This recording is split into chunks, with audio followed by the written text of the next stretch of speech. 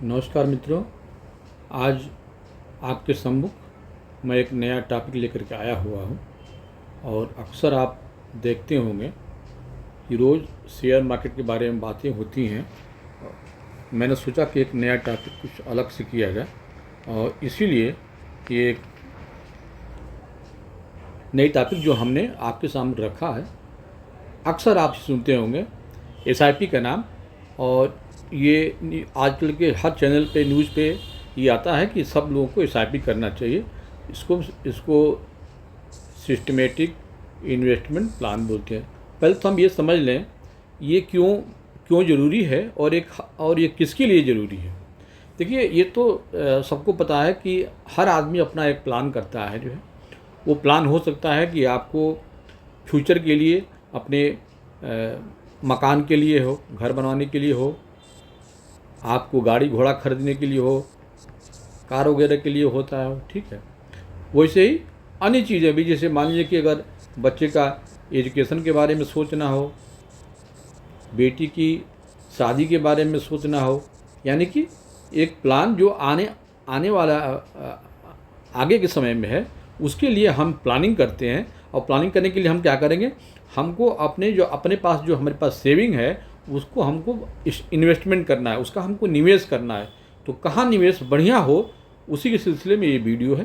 तो अगर हमारे चैनल पर नए आए हैं तो प्लीज़ इस चैनल को सब्सक्राइब कर लीजिए और बेल आइकन दबा लीजिए, ताकि अगला जो वीडियो आए उसका संदेश आपको पहले मिल सके। जो है देखिए, निवेश जो होता है ना, जो भी आपके पास सेविंग होती है, उसको अमूमन आदमी कहाँ कहाँ लगाता है। या तो कुछ लोग तो होते हैं कि वो बैंक में ही जो है सेविंग अकाउंट में रह जाता है। जो है कुछ लोग उसको जो है वो फिक्स डिपॉजिट कर देते हैं, एफडी कर देते हैं बैंक में। जो है कुछ लोग उसको एलआईसी में पैसा लगा देते हैं, कुछ लोग पीपीएफ में पैसा लगाते हैं,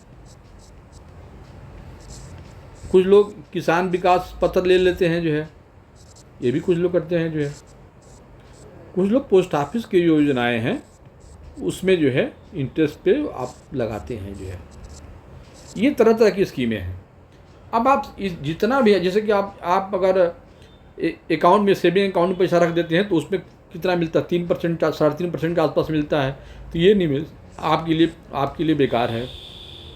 अगर आप बैंक में एफडी करते हैं तो एफडी करने का सबसे इसमें एक दिक्कत तो ये है कि एफडी तो वो करेगा जिसके पास अमाउंट जो है कुछ अच्छा खासा होगा। जो है जिसके पास पैसा ही नहीं है वो कहाँ से एफडी करेगा। और दूसरी बात कि एफडी करेंगे आप, तो एफडी का सबसे बड़ा नेगेटिव पॉइंट ये होता है कि जैसे मानिए कि आपने 5 साल या 10 साल के लिए एफडी किया, आपको बीच में ज़रूरत पड़ गई तो फिर आपको एफडी तोड़ना पड़ता है। तो जो इंटरेस्ट रेट आपको कंपनी देती है, जो भी एनबीएफसी हो या बैंक हो, उसमें वो पेनाल्टी लगता है। तो उससे देखा जाए तो ये एफडी करना भी उचित नहीं है। कुछ लोग एलआईसी में पैसा लगाते, देखिए एलआईसी में जो लोग पैसा लगाते हैं ना, ये लाइफ कवर के लिए होता है। ये इन्वेस्टमेंट का ये बहुत बढ़िया टूल्स नहीं माना जाता है कभी भी। जो है और एलआईसी भी अगर आपको करानी है ना, तो आपको इसमें जो टर्म इंश्योरेंस होता है, टर्म इंश्योरेंस ये कराना चाहिए। जबकि अक्सर हम देखते हैं कि टर्म इंश्योरेंस कोई भी जो एलआईसी करवाने वाला होता है ना, बीमा धारक, वो टर्म इंश्योरेंस के नाम से ही वो पहले ही बात करता है कि हमको क्या मिलेगा। भाई आप अपने लाइफ को रिस्क कवर ही केवल कीजिए। जो है उसको पैसे के हिसाब से मत देखिए। जो है तो टर्म इंश्योरेंस लोग करते नहीं हैं, जबकि यही करना चाहिए। तो एलआईसी भी एक देखा जाए तो इन्वेस्टमेंट जो आप किए हुए हैं उसको पैसे को ग्रोथ ये नहीं करता है। पीपीएफ का भी वही हाल है, इसमें 7 से 8% आपको पैसा मिलता है, और ये भी जो है एक सर्विस के बाद मिलता है। जो है तो अगर बीच में आपको ज़रूरत पड़ गई तो ये पैसा भी आप नहीं निकाल पाएंगे। जो है वही हाल पोस्ट ऑफिस का है। पोस्ट ऑफिस में अगर आप बड़ी रकम है और आप सपोज कर लीजिए कि आपने उसमें इन्वेस्टमेंट किया हुआ है, तो एक तो 7.7% का इंटरेस्ट मिलता है, और दूसरी बात कि समय पर ये मिलता नहीं है, इसमें समय लगता है। इन सबको हटा दिया जाए तो जो ये हमारा ये एसआईपी जो हम आपको आज आप बताने जा रहे हैं, ये सबका समाधान है। और ये जो इसको हम शुरू करते हैं कैसे, ये जान लीजिए। देखिए आप लोगों ने अक्सर नाम सुने होंगे कि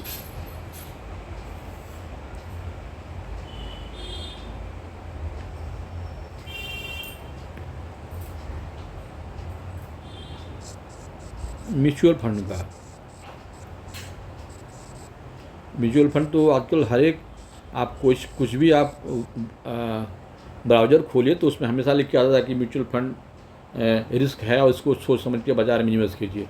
तो म्यूचुअल फंड के नाम से आप सब लोग वाकिफ़ होंगे जो है। दरअसल देखिए, इन्वेस्टमेंट जो होता है ना, हमारे यहाँ जो प्राइमरी मार्केट है, प्राइमरी मार्केट इन्वेस्टमेंट का, वर्ल्ड का कोई भी इन्वेस्टमेंट हो, जो प्राइमरी मार्केट होता है वो स्टॉक मार्केट होता है। किसी भी कंट्री में ये प्राइमरी मार्केट है जी। स्टॉक मार्केट मतलब जैसे हमारे यहाँ अगर हम NSE और BSE 2 स्टॉक एक्सचेंज हमारे यहाँ इंडिया में है, वैसे ही जैसे कि यूएस में अगर बात करते हैं तो वहाँ पे S&P है, नैस्डैक है, डाउ जोन्स है, उस तरह का है। आप यूरोप वगैरह में अगर आप जाते हैं तो वहाँ पे कैम्प्स है, जर्मनी का डेक्स है, FTSE आपका ये फ्रांस का है, और इस तरह से जो है इंग्लैंड का करके है। फिर आप एशियन मार्केट में आप देखें तो जापान का निक्की है, हैंगसेंग है, संघाई है, ये सब जो है आपको जितने भी दिख रहे हैं ना, ये सब स्टॉक एक्सचेंजेज हैं। अब उस स्टॉक एक्सचेंज में शेयर होते हैं, उन शेयरों की जो खरीद होती है ये आम आदमी भी कर लेता है और कुछ इंस्टीट्यूशन भी करते हैं। तो उसी एक इंस्टीट्यूशन में उसका नाम है म्यूचुअल फंड जो है। हमारे आपके पैसे को ये पैसा लेता है म्यूचुअल फंड, और ये जो है आपको इस प्राइमरी मार्केट में इसमें निवेश करता है जो है। आज तक का रिकॉर्ड रहा है कि कभी भी हमारे यहाँ जो हमारा इसको देख लिया, अगर इंडिया के संदर्भ में देखिए तो 2000 में हमारा निफ्टी, देखिए निफ्टी जो होता है ना, हमारे जो भी थोड़ा सा शेयर मार्केट में लोग अपना दिलचस्पी रखते होंगे या न्यूज़पेपर वगैरह भी देखते हैं तो अक्सर निकलता है कि आज निफ्टी इतना घट गया, इतना बढ़ गया, सेंसेक्स गिर गया। तो निफ्टी 2000 में करीब ये 1000 के आसपास था। अब आप सोच लीजिए कि 2000 से आज 2025 है, ये 2025 चल रहा है। इस 2025 में निफ्टी अभी जो है देखा जाए तो 25,000 के आसपास चल रहा है। हाई हालांकि ये 26,272 ये हाई लगा चुका है। कहने का अर्थ ये है कि इस 25 वर्ष में, अब आप देखिए सन 2000 में 11,000 पे था और इस 25 वर्ष में 26,000 हो गया, यानी कि करीब 25-26 गुना जो है हमारा स्टॉक मार्केट बढ़ा। तो वर्ल्ड में अभी हमारी जो इकानमी है अभी नीचे की तरफ है, और जो बढ़ने की जो संभावना है वो इंडिया में ही है। इसलिए ये माना जा रहा है कि ये इंडस्ट्री जो है बहुत ग्रो करेगी। और अभी म्यूचुअल फंड इंडस्ट्री कुल मिलाई अगर इंडिया के में देखा जाए तो जब बमुश्किल 20% लोग ही हैं जो इस म्यूचुअल फंड में निवेश करने वाले हैं। यानी कि अभी 80% जनता जो है इससे वाकिफ़ नहीं है, और अगर सब लोग आएंगे तो ये इंडस्ट्री और बढ़िया होगा। तो म्यूचुअल फंड ही जो है ये हमको जो है म्यूचुअल फंड में हमारा जो पैसा होता है वो म्यूचुअल फंड को देते हैं, और म्यूचुअल फंड जो है वो निवेश करता है। हम थोड़ा सा इसमें आपको हम ये बता दें कि इसका तरीका क्या है, तब आपको समझ में आ जाएगा जो है। पहले तो आप बता दिए कि ये जो है वो बाकी जो इन्वेस्टमेंट थे उससे ये बेटर क्यों है। बेटर ये है, बेटर इसलिए है, अभी आपको जो चर्चा किया ना कि फिक्स्ड डिपॉजिट, PPF वगैरह में ये सब की बात की है। तो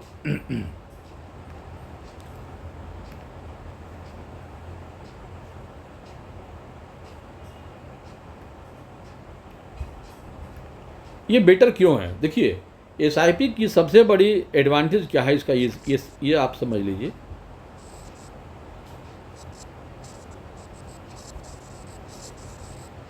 इसका एडवांटेज समझ लीजिए।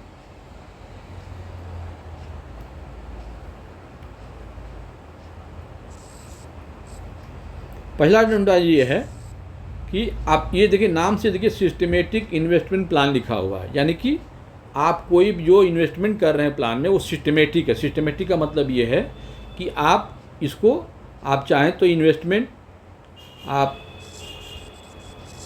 पर डे के हिसाब से कर सकते हैं, आप पर वीक के हिसाब से कर सकते हैं, पर मंथ के हिसाब से कर सकते हैं, और चाहे आप ईयरली भी कर सकते हैं। यानी कि आपके पास पैसा जिस ढंग से हो, अगर आप अब रोज़ लगाना चाह रहे हैं तो रोज़ भी लग सकता है, हफ्ते में लगाना चाहें तो महीने में लगाना चाहें, उस हिसाब से आपका ये लग सकता है। जबकि बाकी आप जो भी हमने अभी आपका नाम लिया, फिक्स डिपॉजिट हो, पीपीएफ वगैरह है, ये उसमें ये सब सुविधा नहीं है। दूसरा प्लस पॉइंट क्या है कि जिन लोगों के पास रेगुलर इनकम है, इनके पास रेगुलर इनकम है, जैसे मान लीजिए कि कोई टीचर है या कोई और गवर्नमेंट या प्राइवेट जॉब, कोई भी कुछ भी कर रहा हो, तो उसके पास रेगुलर इनकम आ रही है, यानी कि फिक्स सैलरी उसके पास है, 15,000, 50,000, 1 लाख, 2 लाख, जो भी फिक्स सैलरी अगर है, तो उसके लिए ये जो है वो SIP बेटर है जी। उसके लिए जिसके कि ये आय जो है वो नियमित नहीं है, कभी आ गया कभी नहीं आ गया, उसके लिए SIP की सुविधा नहीं है। उसके लिए जो है वो हम जो है क्या करते हैं, सिंगल इन्वेस्टमेंट प्लान होता है, वो सिंगल इन्वेस्टमेंट प्लान, या अर्थात कि पैसा का कभी आ गया तो एक मुश्त जो हम उसको बोलते हैं लमसम बोलते हैं। क्या बोलते हैं हम? लमसम। यानी कि इकट्ठा पैसा आ गया और वहाँ पे उसको रख दिया और फिर वो ग्रो होता है। लेकिन हमारा पर्पज़ आज आपको बताने के लिए है कि उन लोगों के लिए ये आज का टॉपिक है, जो लोग नियमित आपके पास पैसा महीने में आ जाता है, उसके लिए है SIP इज़ द बेस्ट। सबसे बढ़िया आपका जो टूल्स होता है इन्वेस्टमेंट का, ये SIP से बढ़िया कोई नहीं है। अभी आपको हम बताएं, आपको हम इसके फ़ायदे क्या क्या हैं। जैसे मान लीजिए कि आप जो है आज इस महीने से शुरू कर दिया, मान लीजिए कि आपने सितंबर महीने से शुरू कर दिया, और ये हर महीने आप जनरली क्या होता है, वीकली लोग बहुत कम करते हैं, मंथली जो है SIP लोग ज़्यादा करते हैं। तो अगर आप सितंबर से शुरू कर दिए, अक्टूबर में आ गया मान लीजिए, नवंबर चला, दिसंबर चला, ऐसी स्थिति एक बार आ गई कि आपके अकाउंट में पैसा नहीं रहा, उस केस में क्या होगा कि उस महीने, जैसे मान लीजिए दिसंबर में आपका अकाउंट में पैसा नहीं रहा, तो दिसंबर में ये SIP नहीं कटेगी। अगले महीने भी अगर अकाउंट में पैसा नहीं रहा तो भी अकाउंट में नहीं कटेगी।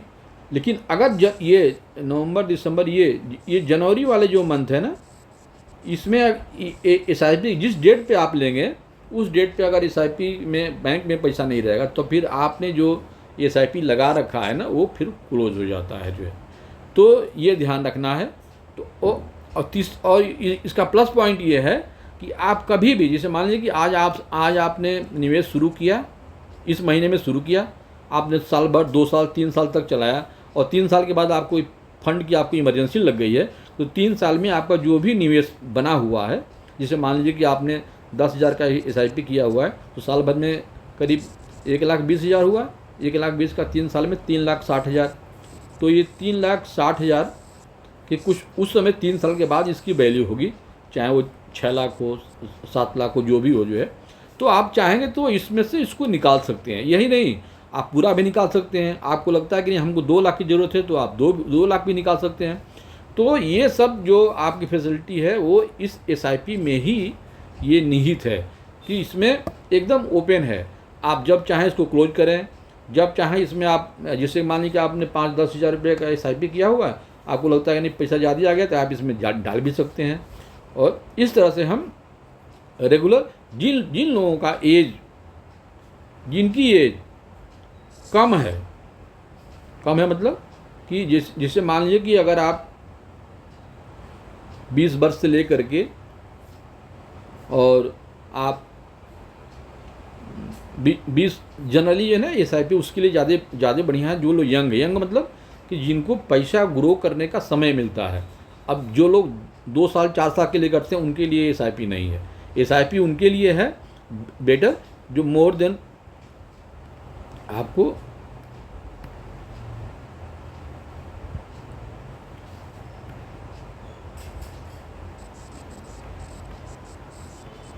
कम से कम 5 साल, अगर आप 5 साल के पहले अगर आप के लिए इस पैसे को निकालते हैं तो फिर पैसे आपका ग्रो नहीं हो जाएगा। ग्रो किस लिए नहीं होगा? देखिए, जो मार्केट होता है ना, क्योंकि पैसा इस सब मार्केट में लगता है, तो बाज़ार जो है ना, कभी देखिए ये ऊपर नीचे करके बाज़ार हमारा जाता है जो है, महीने में कभी गिर गया कभी चढ़ गया, इस तरह चलता है। तो बाज़ार की जर्नी ये होती है, बाज़ार ऊपर गया, फिर बाज़ार नीचे आया, फिर बाज़ार ऊपर गया, फिर बाज़ार नीचे आया, फिर बाज़ार ऊपर गया। तो अब आप एक साइकिल होती है। अब सपोज कर लीजिए कोई आदमी पैसा यहाँ से शुरू किया SIP करना, और वो नीचे आया, और नीचे अब आने के बाद अब तो जब इसकी वैल्यू इसके ऊपर चलेगी तब तो प्रॉफिट होगा, और यहाँ आते ही आप पैसा निकालना लगेंगे तो फिर क्या होगा? फिर आपको एक तरह से देखा जाए तो SIP आपको बेटर रिटर्न नहीं दे पाएगी जो है। तो आपका होराइजन कम से कम 5 साल का होना चाहिए, तो भी ये जो प्लान है आपको लेना चाहिए। अब हम इसमें ये देख लें, ये सब तो प्लानिंग हो गई कि इसके लिए करना क्या है जो है, और ये बाकी इन्वेस्टमेंट से क्यों बढ़िया है। और इसका जो है आपको एक एग्जाम्पल हम देख के बताते हैं कि कैसे इसमें ग्रोथ होता है। देखिए, ये आपके सामने कैलकुलेटर हमने रखा हुआ है। अगर मान लीजिए कि आप सपोज कर लीजिए, देखिए एक और बात ये होता है कि कितना हम इन्वेस्टमेंट करें जो है। देखिए, कोई लिमिट नहीं है इसकी, लेकिन अगर आपके पास रेगुलर इनकम आ रहा है तो आपको मिनिमम, आपका जो भी रेगुलर इनकम आ रहा है, मिनिमम 10% 10% से लेकर के और 20% तक का ये आपका होराइजन होना चाहिए। अगर आपकी मान ली सैलरी 10,000 रुपये, शादी करते हैं 50,000 रुपये है, तो आपको मिनिमम 5,000 से कम के SIP नहीं करानी चाहिए। और सपोज कर लीजिए कि आपके पास अभी कोई लायबिलिटी उतनी नहीं है, अभी आप बहुत यंग हैं, तो ये इस रकम को आप और बढ़ा सकते हैं जो है। तो सपोज कर लीजिए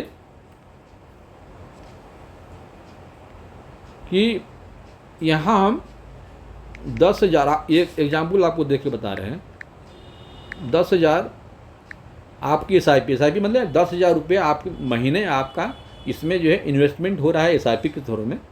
जनरली 10 साल से ऊपर का जो रिटर्न मिलता है वो 10 से आपको देखा जाए तो 15% से ऊपर का होता है, लेकिन हम इसको जो है 15 नहीं मानते, हम इसको 13% ही मान रहे हैं, और इसके जो होराइजन है इसको 15 साल कर दे रहे हैं। देखिए, 10,000 मंथली ये SIP हमने किया, यानी कि सिस्टमेटिक बिजनेस प्लान में पैसा लगाया, एक्सपेक्टेड रिटर्न हम 13% का माने, ये मिनिमम हम बता रहे हैं आपको। अगर 15 साल के ऊपर आप जाते हैं तो ये रिटर्न 15-16% भी हो जाता है, लेकिन हम आपको 13% पर दिखा रहे हैं।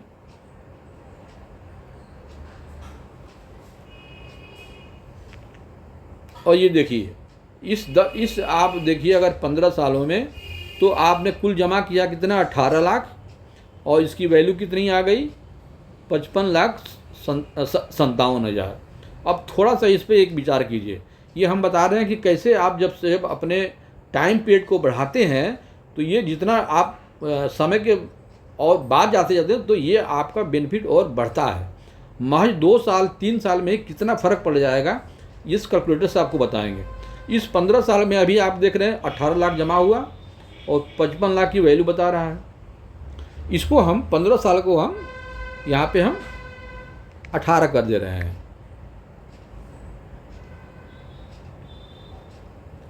अब इस 18 साल में यहाँ देखिए कितना यहाँ पे हुआ, 21 लाख जमा हुआ और 86, उसमें कितना था? 18 लाख इन्वेस्टमेंट हुआ था कुल उतने वर्षों में, और वो उसकी वैल्यू दिखा रहा था वो 55 लाख, और यहाँ कितना? 86 लाख हो गया। यानी कि 3 साल केवल होराइजन बढ़ाएं आप, 15 साल से 18 साल किए, और आपका पैसा जो है वो करीब करीब 30 लाख बढ़ गया। अगर इसको हम 18 से 20 कर देते हैं, 2 साल हम और बढ़ा देते हैं मान लीजिए,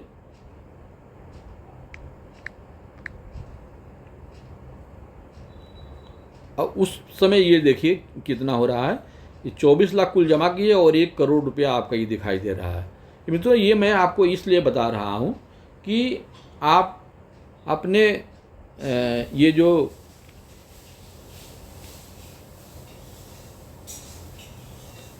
अगर आपके पास सपोज कर लीजिए कि बहुत पैसा नहीं है और आप एक रेगुलर इनकम वाले हैं, तो आपसे मेरी एक गुजारिश क्या करता हूँ, मेरा अपना एक राय है कि आप शुरुआत इससे करेंगे, शुरू में तो नहीं लगेगा, लेकिन एक समय आएगा कि आप कहेंगे कि हमको ये काम और पहले कर देना चाहिए।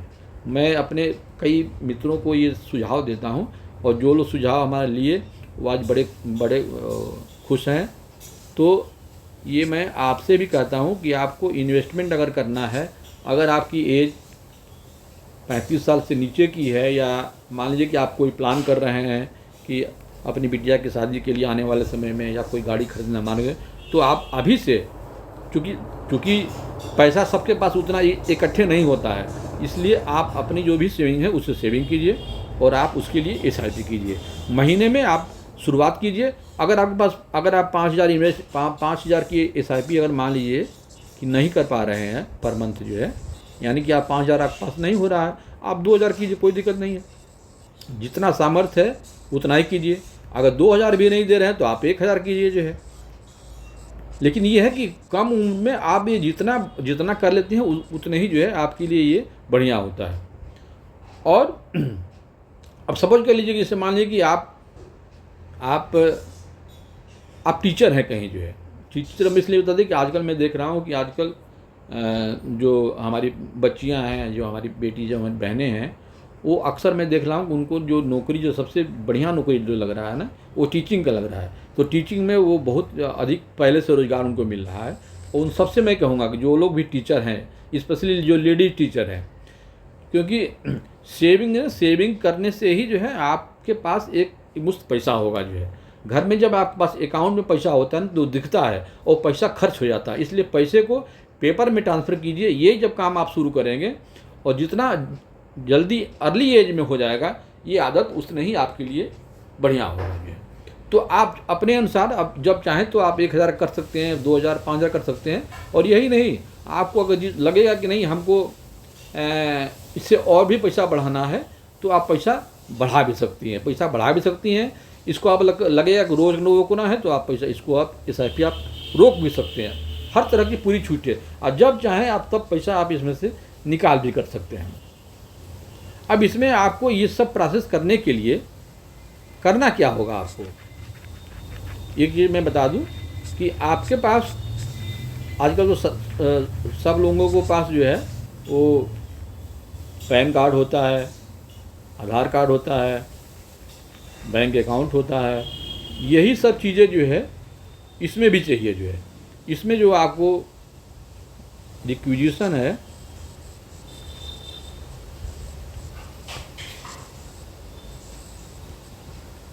आपका उसमें जो पहला लगेगा वो क्या लगेगा, पैन कार्ड,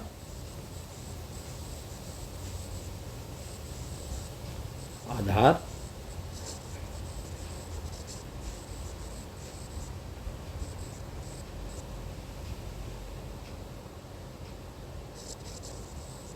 चेक लगेगा, फ़ोटो लगेगा। ये जो है ना, ये आपका जो फ़ोटो है ना, फ़ोटो, आधार और पैन, ये शुरू में KYC बनाने के लिए उपयोग होगा। और जो लोग ऑलरेडी जिनका KYC बना हुआ है, या जो लोग म्यूचुअल फंड में निवेश किए हुए हैं, उनको बनाने की ज़रूरत नहीं है। लेकिन जो नया कोई अगर पैसा लगा रहा है, इन्वेस्टमेंट कर रहा है, तो उसके लिए KYC बनेगी। और KYC बनाने के लिए हमें फ़ोटो उनका चाहिए, उनका पैन चाहिए, उनका आधार चाहिए।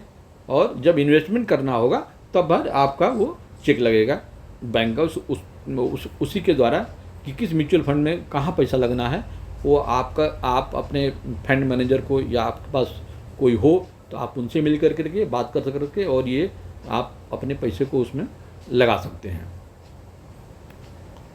यहाँ पे अब चूँकि अगल बगल के लोगों को ये दिक्कत होती है कि कैसे, कहाँ हम उसका इन्वेस्टमेंट करें। अगर आसपास के, अगर आप क्षेत्र में हो, तो यहाँ पे हम अपना यहाँ लिख देते हैं एड्रेस, शायद ये अच्छा होगा जो है। देखिए, ये हम अपना मोबाइल नंबर लिख दे रहे हैं यहाँ पे।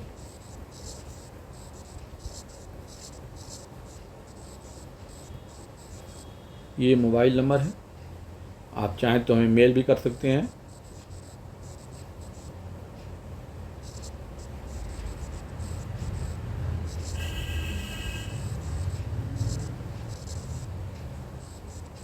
amarsinghbalia@gmail.com, और ये मोबाइल नंबर है। मेरा ARN जो है, ARN बोलते हैं, ये जो लोग म्यूचुअल फंड में जो पैसा लगाते हैं ना, उनको एक एग्ज़ाम पास करना होता है और हर 3 साल के बाद उस एग्ज़ाम को क्वालिफाई करना पड़ता है, तभी वो किसी का इन्वेस्टमेंट कर सकते हैं। तो उसका ARN नंबर होता है, कोड होता है। तो मेरा ये ARN कोड है 86736, ये है जो है। आप तो अगर कुछ जानकारी होगी आप हमें तो मैसेज कर सकते हैं इस पे, या मेल पे, या हमारे व्हाट्सएप नंबर ऊपर हम दिए हुए हैं। हम आपको ये बता दिए कि SIP क्यों की जाती है, ये सबको मालूम है कि एक हम आने वाले दिनों के लिए अपने इच्छा को, अपना कोई लक्ष्य हो, उसकी प्राप्ति करने के लिए हम छोटे अमाउंट से इन्वेस्ट कर करके उसको बड़ा करेंगे और अपने इस तरह से लक्ष्य की हम प्राप्ति कर सकते हैं। और जो लोग कम पैसा पाते हैं, यानी कि जिनकी सैलरी कम है, वो भी इस माध्यम से चाहें तो अपना धीरे धीरे पैसा लगा करके और इसको बढ़ा सकते हैं, वहाँ कर सकते हैं। तो SIP मेरे ख्याल से सबसे बेस्ट तरीका है निवेश करने का। कि आप अपने अकाउंट से पैसा भी कट जाता है, ऐसा इसका प्रोसेस क्या होता है थोड़ा उस हम बता दिया आपको। इसमें करना कुछ नहीं है, आपको पहली बार में, जैसे मान लीजिए कि आपने सपोज कर लीजिए कि आप निवेश किए। देखिए म्यूचुअल फंड जो है ना होता है, जिससे कि मान लीजिए कि आपका नाम सुने होंगे SBI का, SBI म्यूचुअल फंड है, ICI है, निपन है, ये निपन जो है पहले रिलायंस था, ये निपन है, HDFC है, HDFC बैंक भी है, और HDFC जो है वो म्यूचुअल फंड है जो है, ठीक है। फिर आपका टाटा का है, फ्रैंकलिन है, ऐसे ढेर सारे हमारे यहाँ कुल इंडिया में करीब 45 म्यूचुअल फंड हाउसेज हैं। उसमें जो सबसे बड़े हैं वो, उसमें से जो सबसे जो बड़ा है वो SBI है, दूसरे नंबर पे HDFC है, तीसरे पे ICI है, चौथे पे निपन है जो है। इसके बाद से जो नंबर आता है वो एक्सिस वगैरह का आ रहा है। कुल इतने हैं। तो ये डिपेंड करेगा कि आप किस AMC में, इसको हम बोलते हैं AMC। AMC जो होता है, ये जितने म्यूचुअल फंड हाउस है ना, उनके ही नाम है। उनको उस AMC में फिर जो है आपको ना ढेर सारे स्कीम होती हैं। जैसे मान लीजिए कि अगर हमको या आपको 5,000 रुपया अगर इन्वेस्ट करना है ना, और मान लीजिए आप चाहते हैं तो 5,000 का पाँच म्यूचुअल फंड में 5 अलग अलग स्कीमों में पैसा लगा सकते हैं, या एक ही में लगा सकते हैं। तो इस पैसे को ना स्कीम में लगाया जाता है। जैसे मान लीजिए कि आप SBI का या निपन का, मान लीजिए कोई आपको स्कीम पसंद है, तो जैसे मान लीजिए आपको लगता है कि लार्ज कैप में पैसा लगाना है, या स्मॉल कैप में लगाना है, या फ्लेक्सी कैप में लगाना है, या मल्टी कैप में लगाना है। तो लार्ज कैप में हम जना लगाते हैं। लार्ज कैप का मतलब होता है जो बड़ी कंपनियां हैं उसमें जो निवेश होती हैं। स्मॉल कैप जिनमें छोटी कंपनियां होती हैं। फ्लेक्सी कैप वो होता है कि वो आपके पैसे को जब चाहे तब फंड मैनेजर जो है वो लार्ज कैप में भी कर सकता है, वो मल्टी कैप में भी, स्मॉल में, सब में जो है। लेकिन चूँकि हमारा जो SIP का जो होराइजन होता है, मान लीजिए जिसका कि लंबा है, मान लीजिए कि 15 साल से जिसका कि अधिक होराइजन है, उसको स्मॉल कैप में पैसा लगाना चाहिए। पैसा इसलिए स्मॉल कैप में लगाना चाहिए। देखिए आज जो छोटी कंपनी है ना, वही कल बड़ी होती है जो है। अब जो कंपनी ऑलरेडी बढ़ी है, अब उसमें ग्रोथ उतना नहीं होगा जो है। लेकिन जो बढ़ी हुई कंपनियां हैं, जो स्ट्रांग कंपनियां हैं, उसमें जो है पैसे का जो आप लगाते हैं उसकी गिरने की संभावना कम है।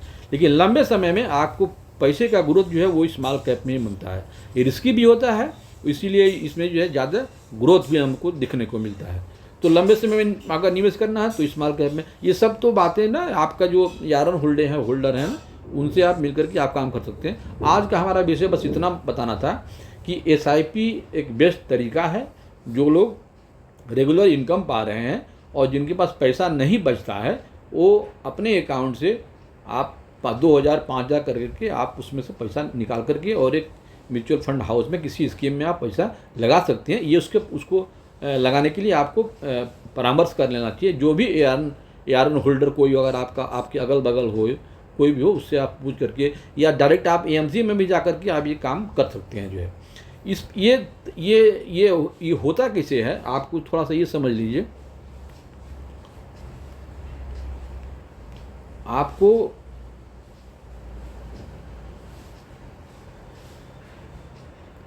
इसमें ऐसा नहीं है कि आपको हर महीने में आपको जो है कुछ उसमें कुछ करना नहीं है। एक बार जब आप म्यूचुअल फंड में यहाँ पे एक बार एसआईपी वाला जब फॉर्म भर देते हैं ना, यानी केवाईसी जब आपकी बन जाती है, तो अब आपका काम बस वहाँ ख़त्म हो जाता है, आपको कुछ नहीं करना होता है। आपको काम क्या करना होगा कि पहले बार जब आप चेक लगाएंगे, आप पहली बार जो चेक लगाएंगे, जैसे मान लें अगर महीने में 1000 का करना है, तो आप 1000 रुपये का आप उस एएमसी में, जैसे मान लें कि अगर आपको लगता है कि आईसीआई में हमको निवेश करना है, तो आईसीआई बैंक में आप निवेश करेंगे, म्यूचुअल फंड में ना करें। और आपका जो अकाउंट किसी भी बैंक का हो उससे कोई मतलब नहीं है, या आपका एएमसी कोई भी हो, आपका मान लीजिए बैंक ऑफ बड़ौदा मान लीजिए, तो बैंक ऑफ बड़ौदा का चेक आपका लगेगा जो है, जिसका भी होगा उसमें आप जितना इन्वेस्टमेंट करना, अगर 1000 करना है तो उस चेक में 1000 रुपया अपना 1000 का चेक काट करके, और एक पहली बार ही देना होता है जो है, एक बार देना होता है, शुरुआत में ही देनी होती है। और उसमें हम डेट भी मेंशन करना पड़ता है। जैसे मान लीजिए कि अगर आपकी सैलरी आपको जनरली 10 रोज तक आ जाती है, तो स्वभावतः लोग अपना जो इंस्टॉलमेंट है हर महीने जो कटने वाला, वो 15 तारीख, 16 तारीख, 19 तारीख अपने अनुसार चॉइस से आप दे सकते हैं। तो हर एक महीने में ये 1000 रुपया उस डेट में कट जाया करेगा। चेक आपको बार बार नहीं देना है, बस वो ईसीएस से होता है जो है, इलेक्ट्रॉनिक क्लियरेंस होता है, और ये हर महीने आपके अकाउंट से 1000 रुपया धीरे धीरे वो कटता जाएगा, और एक 5 साल, 10 साल, 15 साल में वो एक रकम हो जाएगी। और उस समय अब आप कहिएगा कि ये पैसा जमा होता, तो होता क्या है, ये जो पैसा हम जमा करते हैं ना, यही पैसा जो है म्यूचुअल फंड का जो मैनेजर होता है वो स्टॉक मार्केट में निवेश करता है। और चूंकि स्टॉक मार्केट हमें हमारा रोज़ अप एंड डाउन, ऊपर नीचे होते रहता है, तो आपके जो पैसे की होती है ना, वो एनबी कितनी मिलती है, यूनिट कितनी मिलती है, इसी से आपका जो ये एसआईपी जो चला रहे हैं ना, उसको वैल्यू हम कैलकुलेट कर रहे हैं। जैसे मान लीजिए कि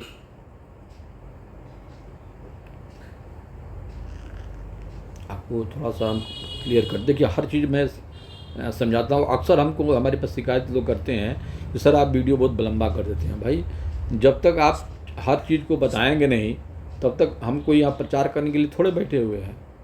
हम तो हर एक चीज़ सही ढंग से ये मालूम हो आपको।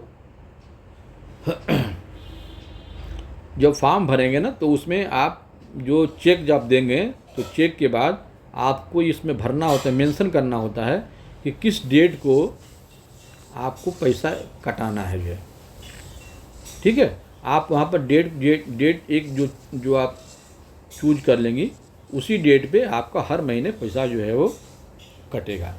अब हम बताएं कि कैसे आपको मालूम चलेगा कि हमारे इन्वेस्टमेंट किस तरह से होता है।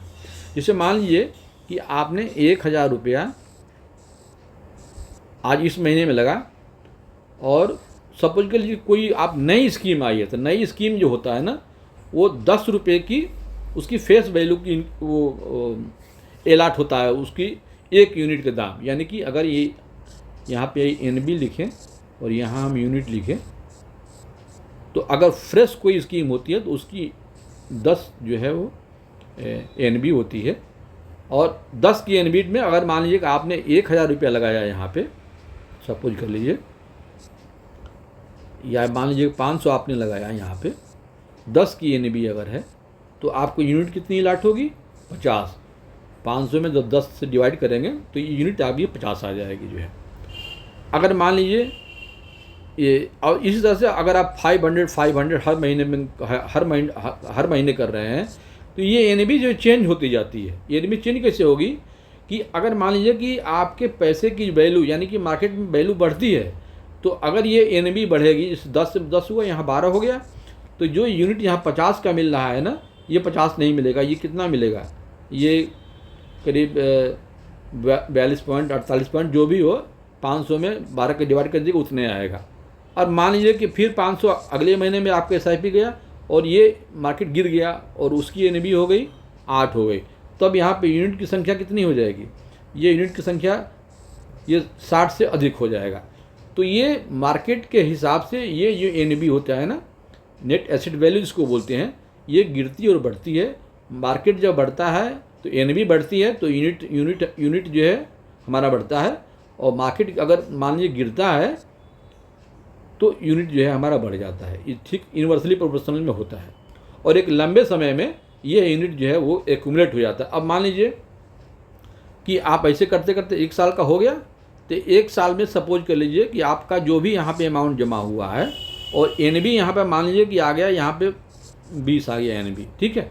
और यहाँ पे जो टोटल जो यूनिट है ना, ये यूनिट आपका प्लस होते जाता है, 50, 40, 90, 60, 150 ऐसे करते हुए, जैसे मान लीजिए कि आपका यूनिट कुल 300 हो गया, तो उस प्रेजेंट में आपकी जो 300 की जो यूनिट है और 20 उसका NAV है, तो 20 तिहाई 60, ठीक है। ये आपका 6000 रुपये उसमें इसकी वैल्यू जो है ये दिखाएगा जो है। तो ये हम आपको प्रोसेस बता दिए कि कैसे हम अपने जो हम इन्वेस्टमेंट करते हैं उसको पैसा जो ग्रो होता है वो कैसे यूनिट में चेंज होता है, उसके NAV के हिसाब से उसके पैसा बढ़ता है जो है। तो ये सब आज हम विचार आपके समक्ष रखें कि आप अभी से भी, अगर आपकी एज कम है, देखिए कम इसलिए मैं बता रहा हूँ कि जब कम एज में होता है ना, तो आपको पैसे को बढ़ाने का ग्रो का समय ज़्यादा मिलता है। अब कोई आदमी 55 साल 60 साल का आ गया, तो 60 साल का आदमी के पास अब उतना होराइजन नहीं रह जाता है कि उस पैसे को ग्रो करे। लेकिन अगर आप यंग हैं, अगर आपकी उम्र जो है 45 साल से नीचे की है, 30 से अगर 45 के बीच में है, तो आपके लिए सबसे बेस्ट प्लान है SIP करनी। आप रेगुलर इनकम वाले हैं तो निश्चित रूप से आपको अपने सेविंग का 10 से 20% पैसा इसमें आप डालिए। एक बार आप जब इसको शुरू करेंगे तो 1 साल के बाद आपको ये खुद लगेगा कि काश हम ये काम और पहले किए होते जो है।